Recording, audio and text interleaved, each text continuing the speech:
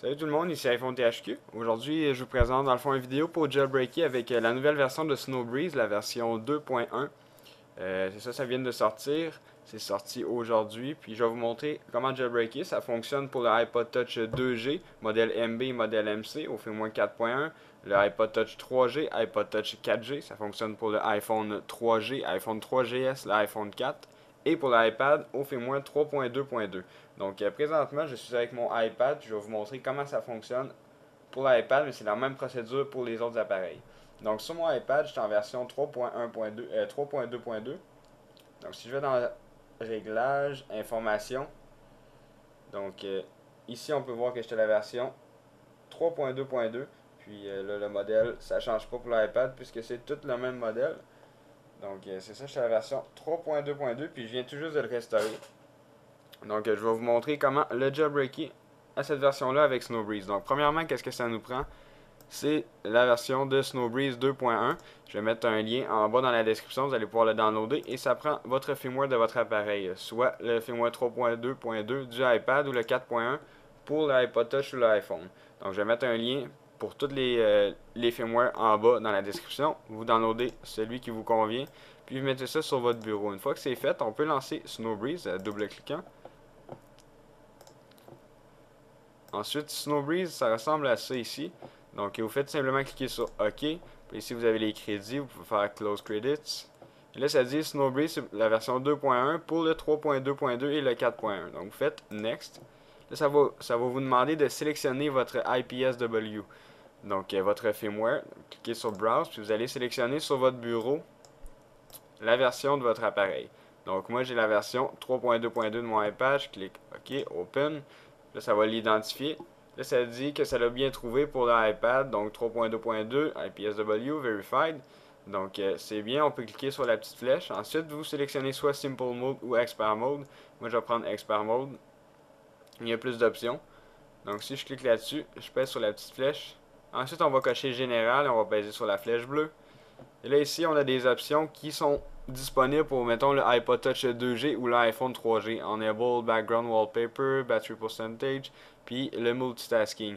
Donc, si j'essaie de cliquer pour l'iPad, je peux pas parce que tu peux pas les activer. Puis, activer l'iPhone, dans le fond, c'est seulement pour l'iPhone, je peux pas le faire non plus. Install SSH, ça, je vous conseille de le faire. Vous allez avoir aussi un petit avertissement. C'est juste que ça installe déjà un logiciel pour faire du SSH. Donc ici, vous ne touchez pas ici à ça. Donc on peut cliquer sur la flèche.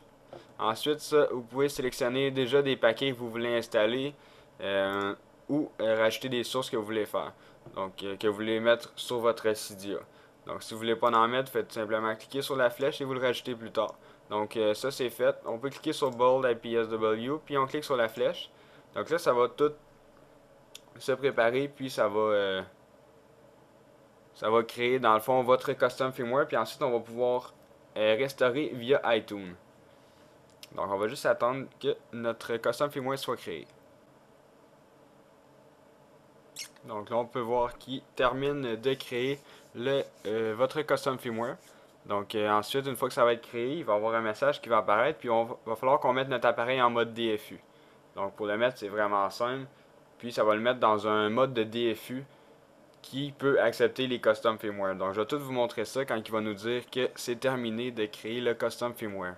Donc ça ne devrait pas être trop long, c'est la dernière étape. C'est comme si iReb était intégré dans Snowbreeze. Dans le fond, on n'a pas besoin d'utiliser iReb pour le mettre en mode DFU qui est compatible avec les custom firmware. Donc là, ça dit que c'est terminé. On a juste à peser sur le bouton OK sur Snowbreeze. Donc, si je clique sur OK, ça va vous dire préparez-vous à mettre votre appareil en mode DFU. Donc, on fait juste mettre notre appareil à off. Donc, on peut cliquer 3 fois sur le power button, puis éteindre notre appareil. Donc voilà, une fois que c'est éteint, on peut tout simplement cliquer sur Start. Puis là, il va nous dire, dans le fond, de le mettre en mode DFU. Donc, une fois qu'on pèse sur Start, il va dire préparez-vous, dans 5 secondes, pèsez sur les deux boutons en même temps. Donc, on pèse sur les deux boutons pendant une dizaine de secondes. Donc, le power button et le home button. Donc ensuite, on relâche le power button, puis on maintient celui d'en bas. Donc on attend, il reste à peu près une trentaine de secondes, mais ça prend pas 30 secondes.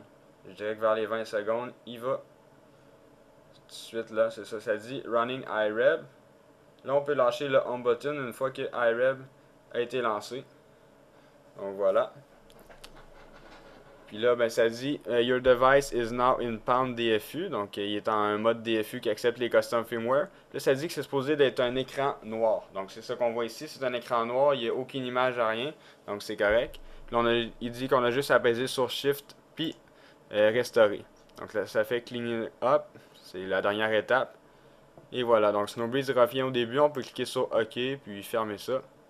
Donc, X. Puis là, ici, on voit iTunes qui dit iTunes has detected an iPad in recovery mode. Donc, on a juste à le restaurer. Donc, qu'est-ce qu'on va faire? C'est tout simplement cliquer sur Shift avec le clavier, puis cliquer en même temps sur Restaurer. Donc, on fait ça.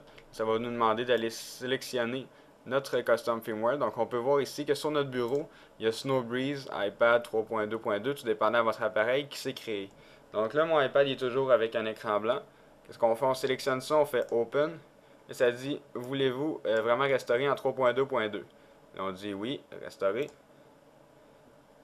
Et là, en haut, on peut voir ici, Extracting Software. Puis là, ça va commencer à faire la restauration. Donc, ça ne devrait pas être trop long. C'est une restauration normale. Dans le fond, c'est juste qu'une fois qu'il est restauré, il va avoir Cydia d'installer. Et voilà, là, ça vérifie avec Apple pour la restauration pour votre appareil. Et voilà, donc là, ça prépare notre appareil pour accepter le custom firmware. Donc, on va bientôt voir la petite ligne qu'on voit d'habitude pour la restauration. Et voilà, donc ça sera pas bien long, on va juste attendre que ça soit restauré au complet.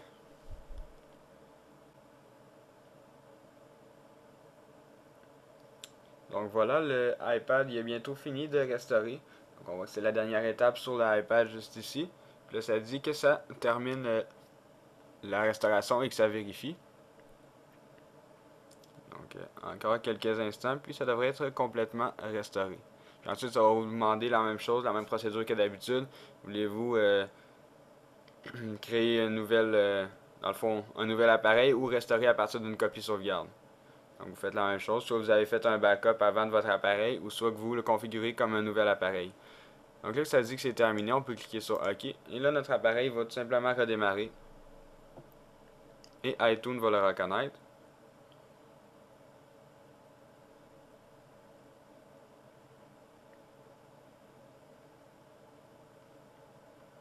Ça, c'est la dernière étape de la restauration. Donc là, il va être activé avec iTunes.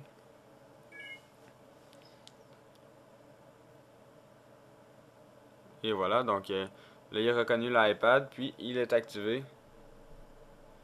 Donc là, ça vous demande si vous voulez le mettre comme un nouvel appareil ou le restaurer avec une copie sauvegarde.